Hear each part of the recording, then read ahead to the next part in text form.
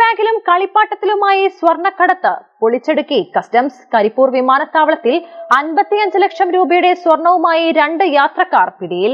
മണ്ണാർക്കാട് സ്വദേശി ഷബീബ് അലി, വേങ്ങരയിലെ സ്വദേശി മുഹമ്മദ് ലുക്കുമാൻ എന്ന 33-കാരനുമാണ് അറസ്റ്റിലായത്.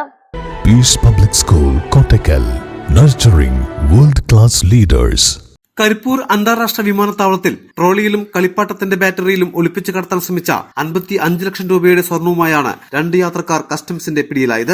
ഇൻഡിഗോ വിമാനത്തിൽ ദുബായിൽ നിന്നും എത്തിയ വേങ്ങര സ്വദേശി മുഹമ്മദ് ലുക്മാനാണ് അറസ്റ്റിലായ ഒരു യാത്രക്കാരൻ. ഇയാളുടെ ബാഗേജുകൾ ആദ്യ പരിശോധനയിൽ നടത്തിയപ്പോൾ ഒന്നും കണ്ടെത്താൻ കഴിഞ്ഞിരുന്നില്ല. സംശയത്തിന്റെ അടിസ്ഥാനത്തിൽ നടത്തിയ പരിശോധനയിലാണ് ട്രോളി ബാഗിനകത്ത് രഹസ്യമായി അടിത്തട്ടിൽ ഒളിപ്പിച്ച നിലയിൽ പൊടി രൂപത്തിലുള്ള സ്വർണം കണ്ടെത്തിയത്. 1331 ഗ്രാം തൂക്കമുള്ള സ്വർണ്ണപ്പൊടി ഒട്ടിച്ച 4 ഷീറ്റുകളുമായാണ് ഉണ്ടായിരുന്നത്. ഇതിൽ നിന്നും 796 ഗ്രാം സ്വർണം വീണ്ടെടുക്കാൻ കഴിഞ്ഞതായി കസ്റ്റംസ് അറിയിച്ചു.